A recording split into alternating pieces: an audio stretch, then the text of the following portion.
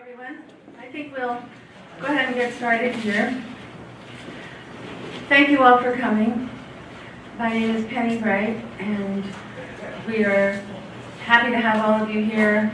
We are very grateful to the Southampton Historical Museum, represented by Tom Edmonds, who's walking in this room, for coming up with a huge variety of programs that we are sharing, but many of them have been conceived by the Historical Museum, and this is one of them, to commemorate the 375th anniversary of the settling of Southampton. On the table, before you leave, take a little brochure distributed by the museum and some of our flyers for the upcoming programs in that series. Plus, we have a lot of other things going on our own, but we're really happy to be involved in this collaboration. And I think the Parish Art Museum, represented by Kara Wingfield, is participating in some ways throughout the year as well. As is the Trails Preservation Society, and there's Gloria, and so a lot of people are involved in this. Today, however, we're really happy and honored to have as our guest Dr. Georgette Grier-Key, who is currently the Director and Chief Curator of the Eastville Community Historical Society of Sag Harbor. She is also the Vice President of the Association of Suffolk County Historical Societies and has served as guest curator at the Sarah Nightingale Gallery and the Suffolk County Historical Society of Riverhead. An ardent advocate for the preservation of Long Island history, Dr. Grier-Key regularly contributes commentary to local media outlets and publishes her research in the Long Island History Journal and the Suffolk County Historical Society Register.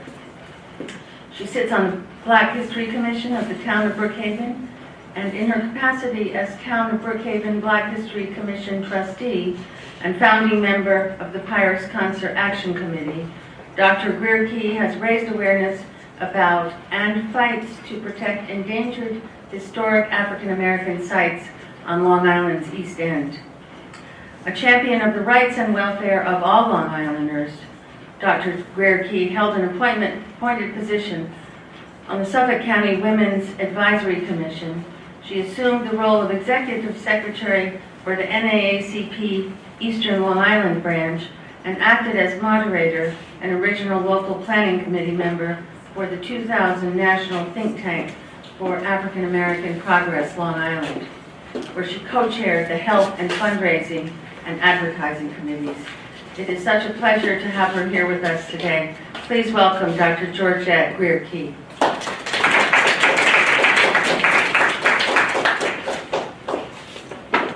Wow, who is she talking about? That person. Well, I'm so happy to be here today. My name is Georgette Grier-Key, as she said, as Penny has said, and I'm the Executive Director and Curator at Eastville Community Historical Society. And I'm here today because Tom Edmonds asked me to come and give you a lecture.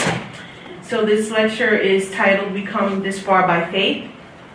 And it's just going to be talking about the faith that it takes to overcome oppression.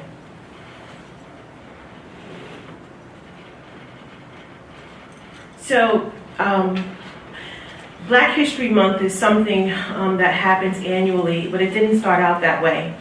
It started out as a week, and the Association for the Study of African American Life and History selects the National Black History Yearly theme. The theme for this year is Black Life, History, and Culture, a century in Black life, history, and culture. The association states that over the past century, Black life, history, and culture have become major forces in the United States and in the world.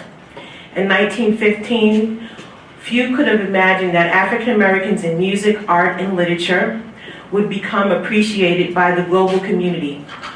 Fewer still could have predicted the prominence achieved by African Americans as well as other people of African descent in shaping world politics, war, and diplomacy.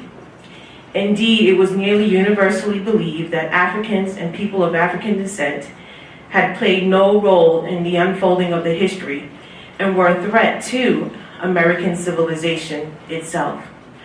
A century later, few could deny the centrality of African Americans in the making of American history.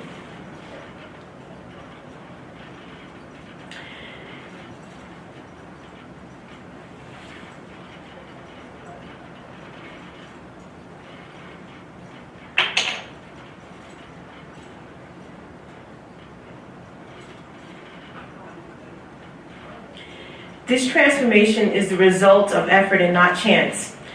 Confident that their struggles in human history mattered, Black scholars, artists, athletes, and leaders self-consciously used their talents to change how the world viewed African Americans.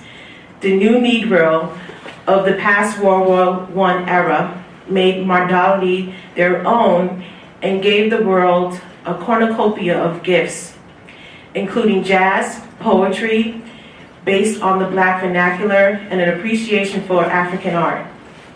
African American athletes dominated individual and team sports, changing basketball, track and field, football, boxing, and baseball. In a wave of social movements, African American activists transformed race relations, challenged American foreign policy, and became the American conscience on human rights.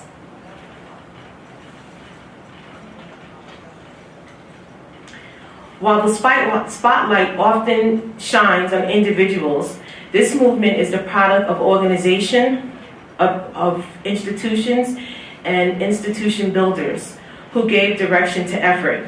The National Urban League promoted the Harlem Renaissance. The preservation for the Black past became the mission of Arturo Schomburg and Jesse Moreland, leading to the rise of the Schomburg Research Center in Black Culture and Howard University's Moreland Spangard Research Center. The vision of Margaret Burroughs and others led to the African American Museum movement, leading to the creation of Black museums throughout the nation, culminating with the Smithsonian's National Museum of African American History and Culture. Student activism of 1960 resulted in the Black Study movements and the creation of Black professional associations, including the National Council of Black Studies and a host of doctoral programs and majors in African American universities.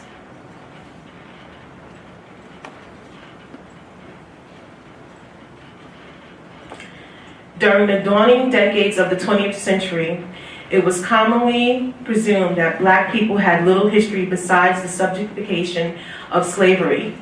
Today, it is clear that Blacks have significantly impacted the development of social, political, economic struggle, and economic structures of the United States and the world.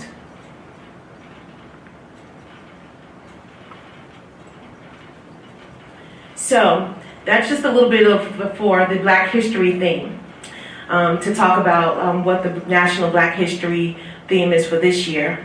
But today I'm here to talk about faith.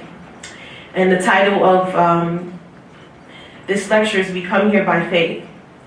The title of this talk today is a very familiar hymn. And it's usually sung, and it's we've come this far by faith, leaning on the Lord, trusting in His holy word. He never failed me yet.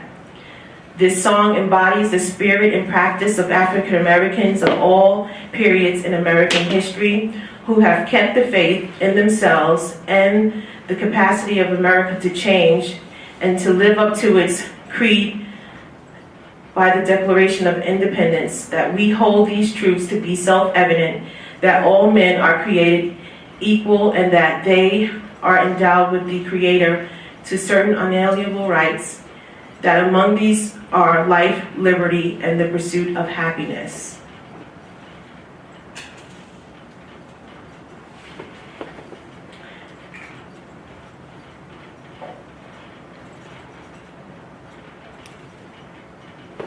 So, I wanted to talk about faith because not everyone believes in God. There may be some atheists here, but I wanted to talk about faith and not to offend anyone. I personally believe in God and I have faith. And so I wanted to break down what faith really was. And you can describe faith as a belief, hope, confidence, and trust. If you are a religious person, you would be familiar with such scriptures as Matthew 17 and 20. And Jesus said unto them, because of your unbelief, for verily I say unto you, if ye have faith as a grain of a mustard seed, ye shall say unto this mountain, remove hence to yonder place, and it shall be moved, and nothing shall be impossible unto you. In Hebrews 11 and 1, it says, now faith is the substance of things hoped for, and the evidence of things not seen. Faith is hoping for the best, for change, and for freedom. American society was highly religious, and if you weren't a practicing Christian, you would be considered a heathen. The first thing that slaves received were baptisms upon stepping off the slave ships. Faith is indeed a biblical principle, but a close examination of the early American society, you will find out that the foundation of America is faith. And I'm just going to read from this book.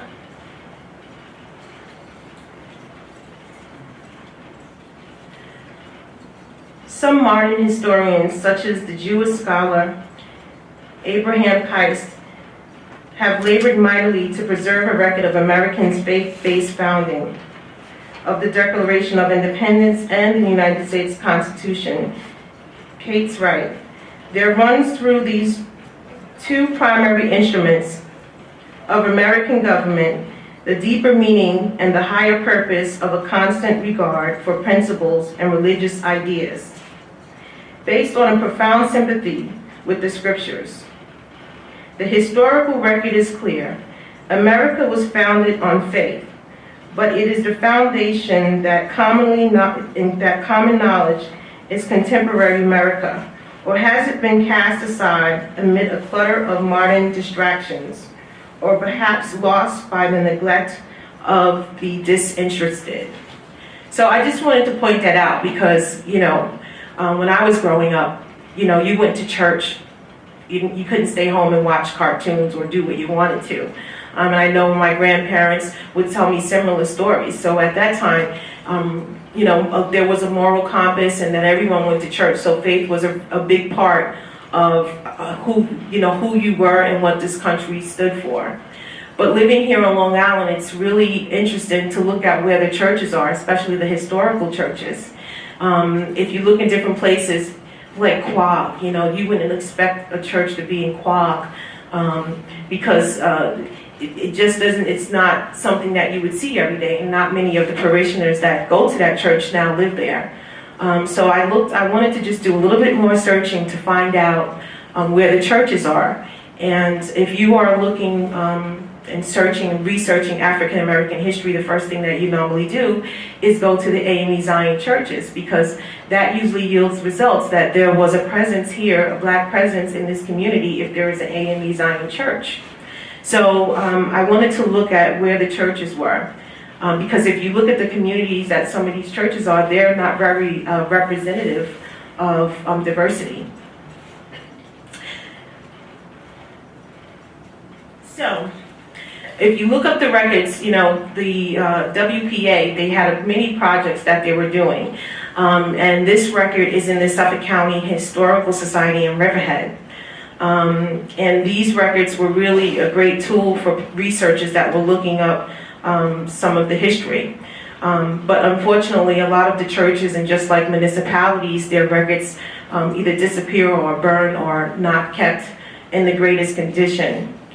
But church records and religious archive inventories are really important, and they're usually done by county and by state. And at the time of this survey, this was done in 1942, as you see written there, to see where the churches are, and they would list what kind of church it was, who went there, and where it might be. So you could definitely find some good records.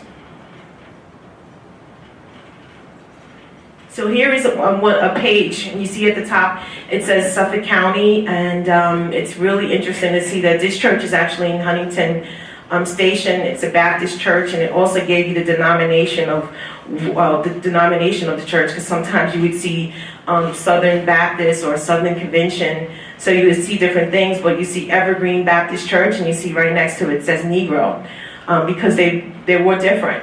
And then they tell you what kind of records they would keep there, you know, baptisms, marriages, and different things like that. So it's really interesting to look at these records.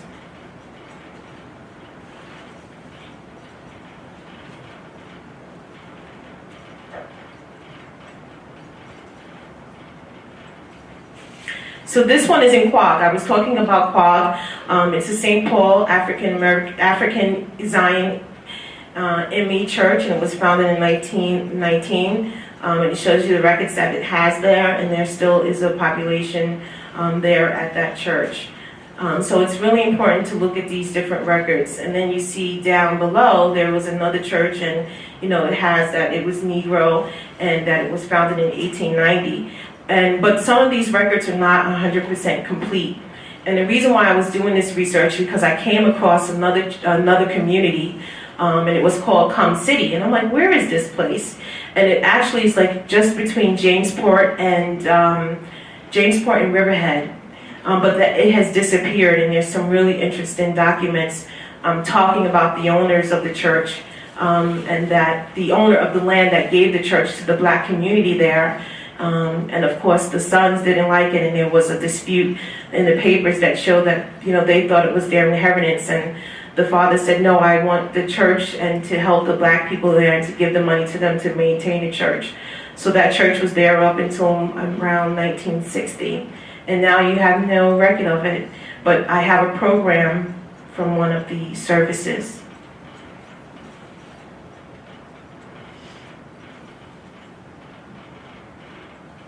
So here it is. If you see, you would definitely have to walk up there.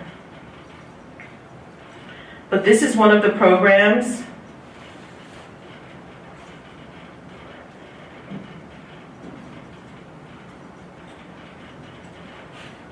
Just want to make it bigger. Okay, so you can't really see it. I'll try to leave it up in the end. But this was really important too, because here it lists all of the different churches that came from around the region to help them celebrate this service that they were having. As far as from Brooklyn, people had come out. Local churches, black and non-black, supported this effort. So it's really important to see that, you know, there was a support for this church in this community.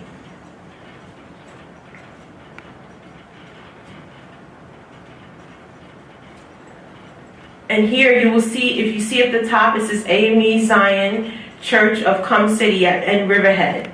So this church was there. You know, there was a record for this church, and now it's no longer there. And if we don't do the research and keep this history alive, we'll never know that that church was there, or the people that worked there, or the stories about these people. So, you know, this is really important to show that, you know, there was a presence there, and it was rooted in faith. The presence of these people were rooted in faith. Do you know where this church was? Yeah, if you look on the maps, it's in the area of Jamesport. So it was really, at first I said, where is this? Because it was actually a CDP.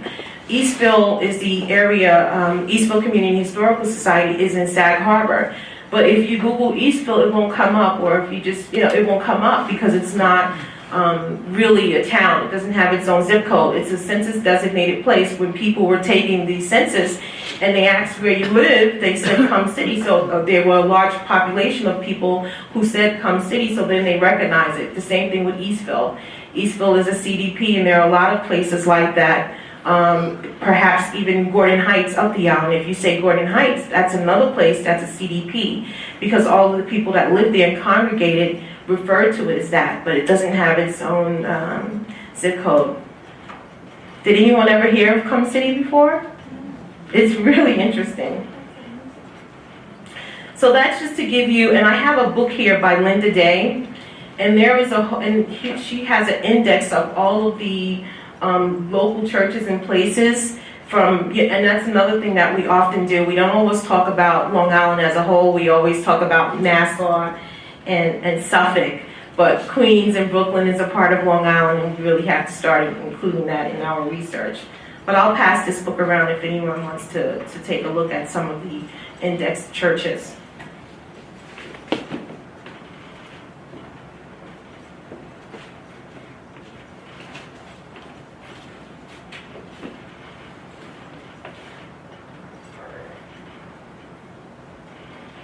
So, why do we talk about faith? Why do we talk about these different churches and geographical areas? And one of the reasons why I wanted to talk about it, and I said it earlier, is the reason I wanted to talk about that is because I really wanted to find out and learn about the human spirit.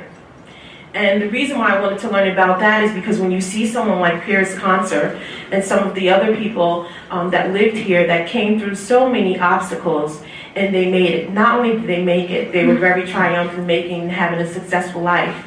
So it must have taken something really intrinsic to make them overcome.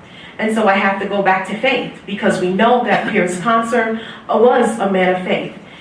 He technically was born into slavery, even though there was a provision that said if you were born after a certain time period that you weren't a slave. But we do see in the records that he was sold at 8 years old. So if you're not a slave, how can you be sold at 8 years old? So there are two trends of thoughts within the research field that says he wasn't born a slave, and then there's a side that say he was born a slave. He actually was born right here in Southampton town. He was a lifelong resident here. He was a noted whaler, and he was known for being the first African American to be let back into Japan after the embargo. How many of you here know of Piers Concert? Yeah, that's quite a few, and you should know because he's from here. But if you don't know, just recently we had a situation that we were fighting. His house address was 51 Pond Lane, and that was his homestead. And it was just bought by some developers, and they wanted to tear the house down to build their dream house. And unfortunately, we fought this because we felt that this was such a significant person, and not only because he was a whaler and he was, a noted global icon for going to Japan, and they have a monument to him over in Japan as well, and we do too, right here in the village, right by the lake. But he was also a philanthropist. He was an entrepreneur. He was the first person to have a ferry service in Onagawan Lake, which is great, and now we have a reenactment of it. But he was more than just a regular person. He was celebrated here in the village. So to have his homestead come up to be lost forever was really devastating to the community and to American as a whole, because not often when you look in the records, just like I was talking to you about that church, that's all we're going to know about that church. There won't be any more history that comes out of that, because at a certain point, things just stop because people move on, they make no reference to it. But here at Piers Concert, we can see from the beginning to the end who his parents were, where he was born, where he lived, where he worked, where he worshiped, and where he is resting. And you don't often see that with people, so it's very rare. It's a very rare account to have all of this information about him. So it was a real loss to the community, but I do think that we're working on just keeping his legacy alive. So I also wanted to talk about Jupiter Hammond. And he was he was the first published African-American poet. And he also was a religious man. And his poetry was something that people really highly regarded because he was educated. His parents actually came to this country as slaves, one of the first that came over on a ship to Lloyd Manor in 1687. And they were able to read, and they also taught his son how to read. So people were really impressed with his ability to read and write, and also to really quote scripture.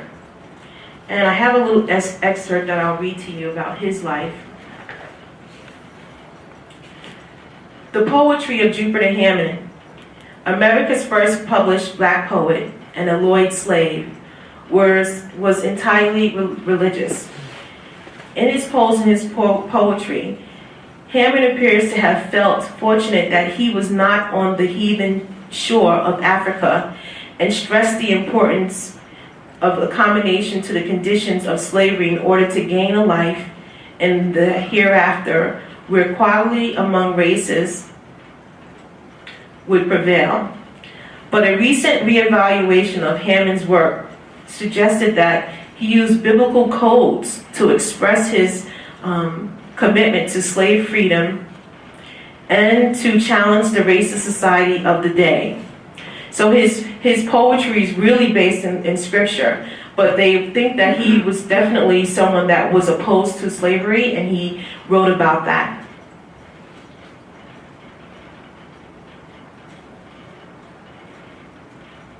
So I just wanted to also make a comparison.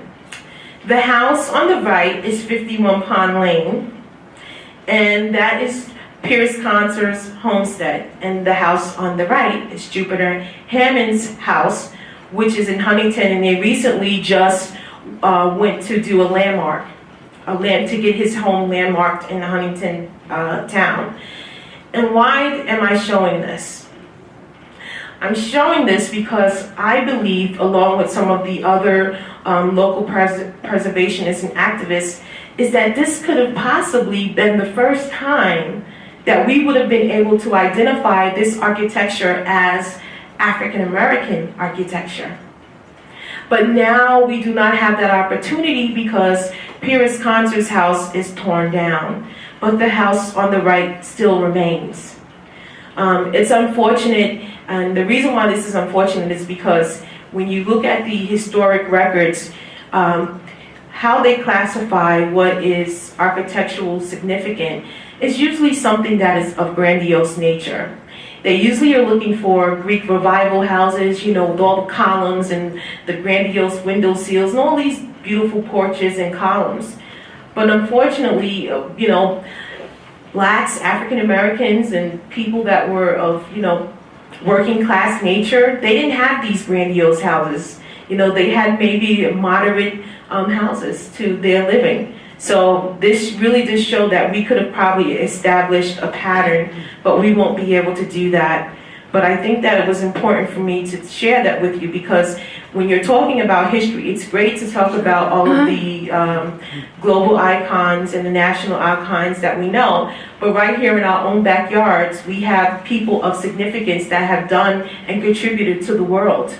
And so I think it's great for us to point that out, that we have local history here that is significant.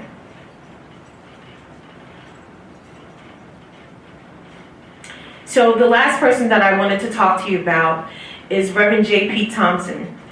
He also was a man of faith, and he went on to do some really, really great things. He's the first pastor of the St. David AME Zion Church in Eastville. And he's important because he was a noted abolitionist, and this is one of his sermons that would be published. So the St. David AME Zion Church was built in 1840 by members of the First Presbyterian Church, the Whalers Church. In Eastville, the first pastor was J.P. Thompson. And he was a noted abolitionist who worked with the large Quaker community and others in Sag Harbor to facilitate the escape of slaves who were hidden beneath the pews via the trapdoor under the back library. And as a result, this is why it's folklore to believe that Sag Harbor is a stop under the Underground Railroad. It's very hard to prove that they were a part of the Underground Railroad, and people question that, but we really do believe that Sag Harbor was a part of the Underground Railroad. There are several houses on Liberty Street and Eastville Avenue that have these doors, and the pastor was openly preaching that we need to free the slaves, and he was an abolitionist. So we really do believe that. So why did I talk about these three people? I wanted to talk about these three people because these are local heroes. And what did they have in common? They had in common that they had a strong faith in God. And so that's why I wanted to talk to you about them today. These communities that they represent, Huntington, Southampton, and Sag Harbor, are still around, and the populations there are still around, but we have to keep their legacies alive and continue to talk about who they are, what they did, and what the community represented.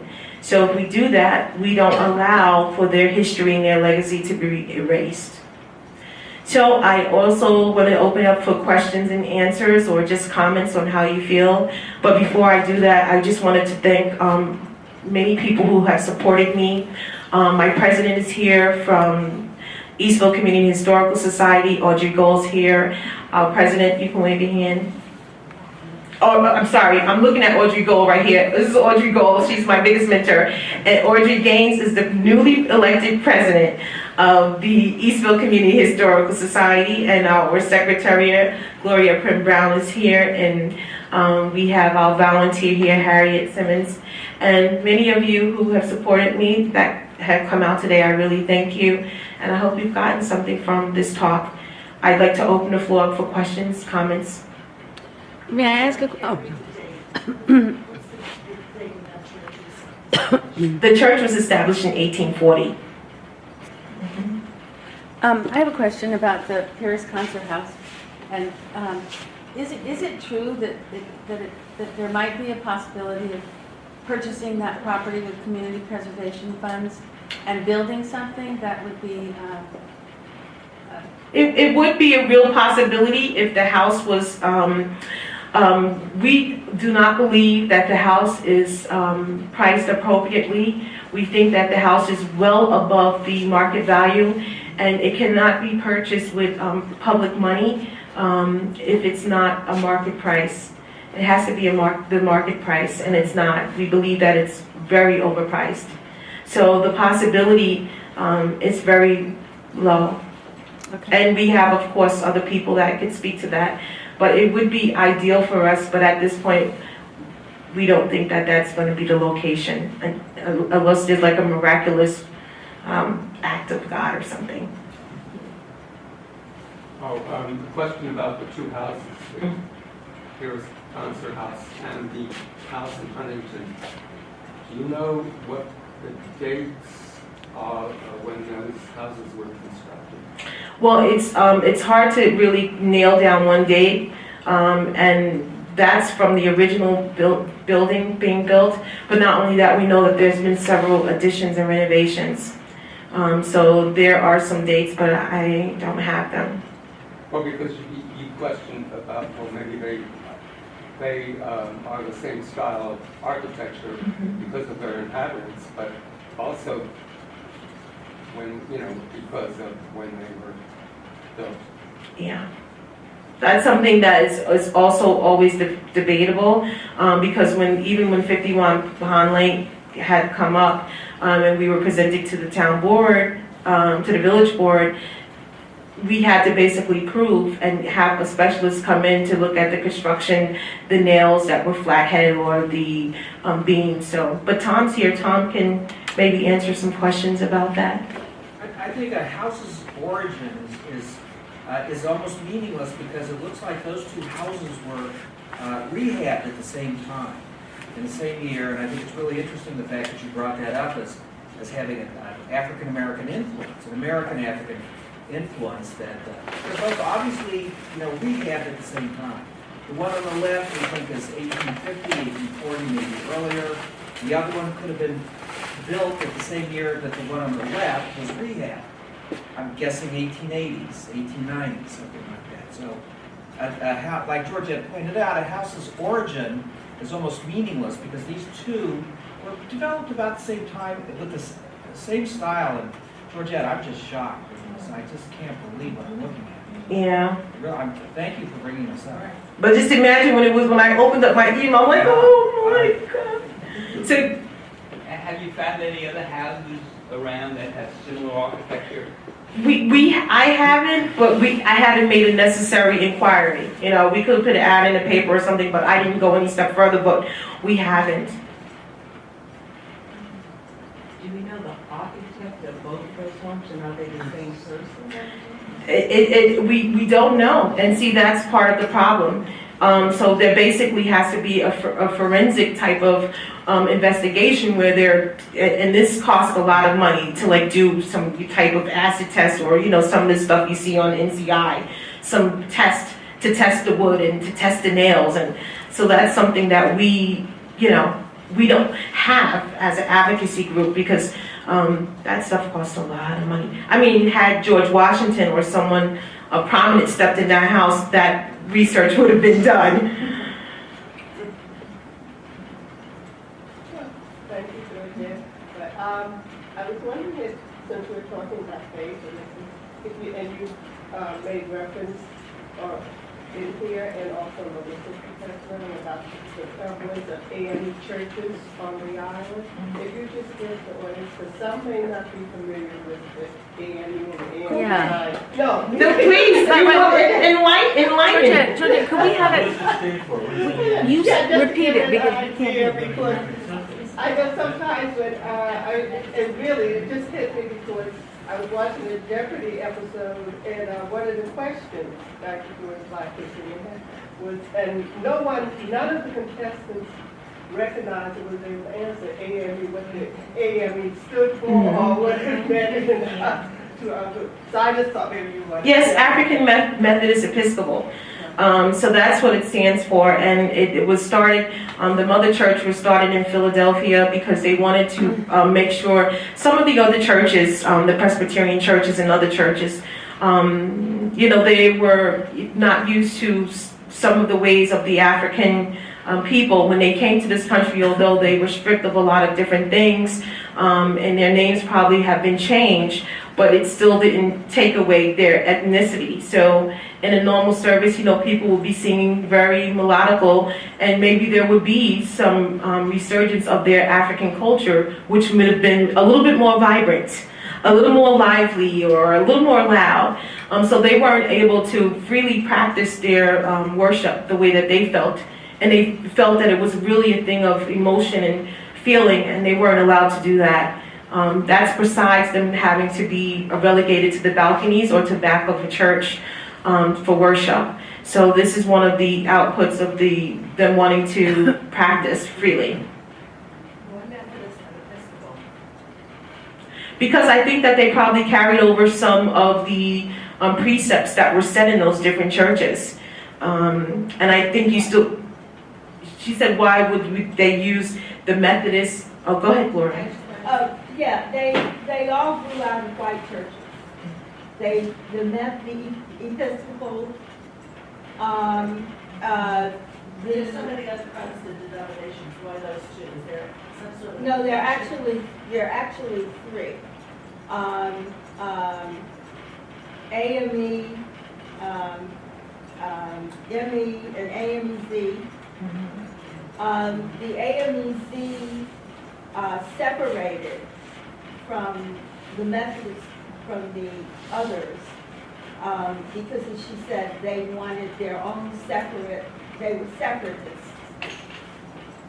They did not want to share, they eschewed many of the practices in white churches. They were rebels. They were considered rebels by other African Americans. And they also had a strong education debt.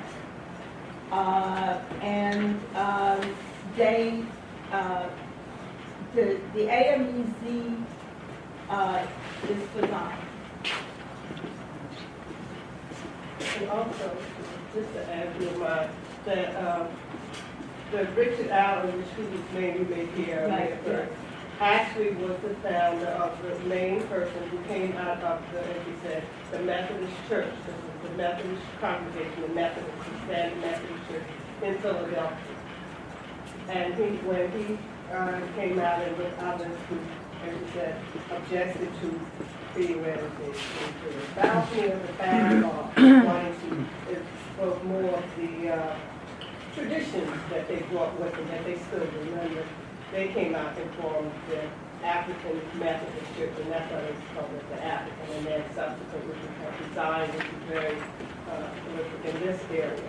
but I'm from the area. AME is just African Methodist. Yeah. And as she said, the rebels, actually, one, no, I'm not going to take over this. No, this is a part of it we want to share. Here, when we talk about faith, Denmark, BC, who led what would have been, but it didn't go to the point of being actual slave uprising, came out of the AME church. And they were, and then she, once again, going to the rebel in the faith, that, and this was in the Southeast, particularly in the Carolina country. And they have a lot of AME churches in that area, where a lot of people think of Baptist and Black. Actually, in that area, the faith base there was the African Methodist Episcopal churches that predominant in that area.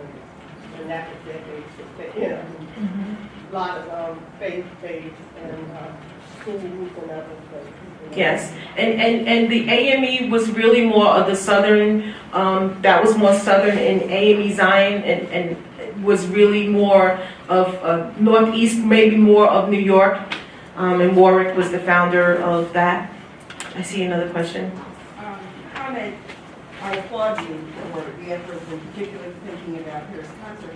And one of the things that we Native people have to deal with is the fact that we don't have monuments. In fact, we have grave destruction. So it's very, very, very important that the knowledge of a person and of that legacy be kept alive, even when there is no physical building. I just really think that's an important thing. On this issue of religions, our pastor at Shinnecock Presbyterian Church said to us last week that we're invited to something at the First Press next week.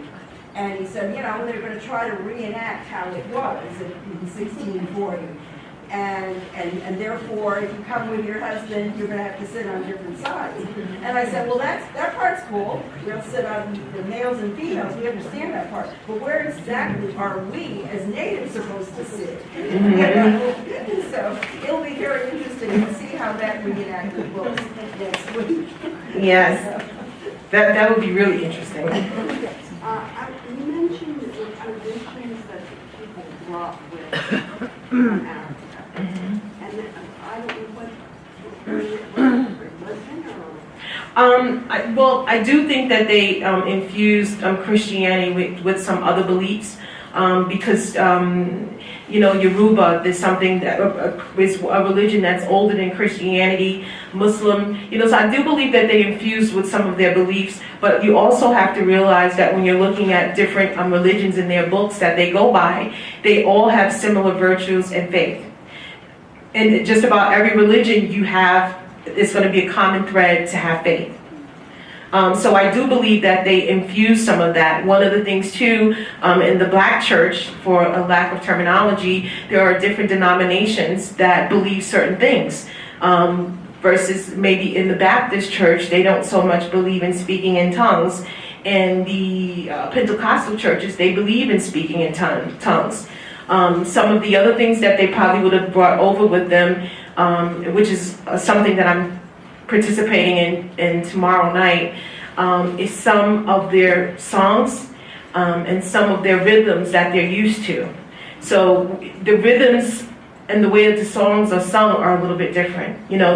It's intrinsic, it goes by the heartbeat. So that's something else that they would have brought over with them.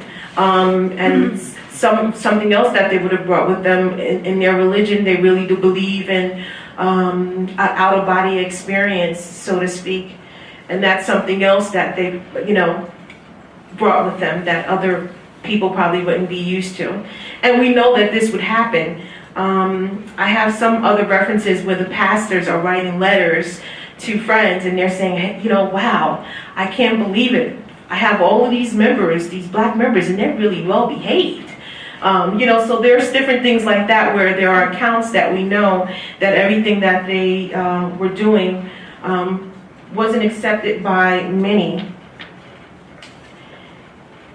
My hearers behave with the greatest diplomacy at public worship, among whom are a number of Negroes between 30 and 40, the masses of which come to church The Negroes behave in highly meticulous, and many of them are really patterns of goodness.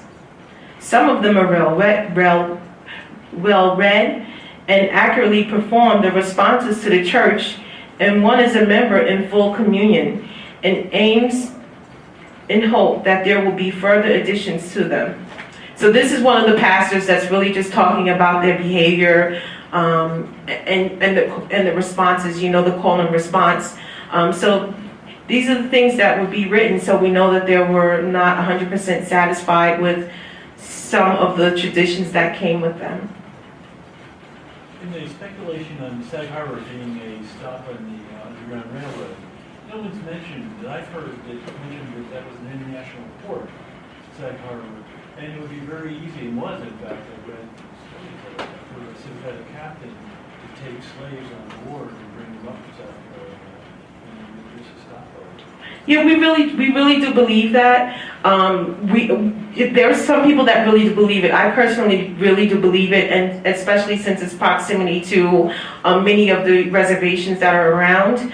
We know that fully a third of the African American whalers, there were fully a third, almost half at one point. And if you look at some of the ship records, you'll see their names. And once they were on those ships, they kind of were free because your life depended on it, my life depended on it. And one of the ships that had 15 sailors, 7 of them were black. So yes, we do believe that, and we know that Sag Harbor had the first customs house. So we do believe that. But then there is the national organization that does the assessment. They think the geographical area doesn't allow for it to be possible as well. But again, Long Island is just like no other place. You know, so Long Island may not look like upstate New York where they have the proximity to different bodies of water. But we did have the reservations, and we know that there are stories where a lot of the Native Americans would be able to have safe passage because they were excellent hunters. So not only do we have to use the waterways, they were excellent guides and through woods and getting them safe to different bodies of water. But it's very hard to prove that. You know, again, there's no documentation. They're not going to write down that they were doing any crimes, so there is no documentation. But we know we have a large contingent of Quakers and abolitionists in the area. And why would there be a need for abolitionists in the area if there was nothing going on? So again, there are so many myths with northern relations, whether it's through abolition, slavery, but there would be no need for abolitionists to be here.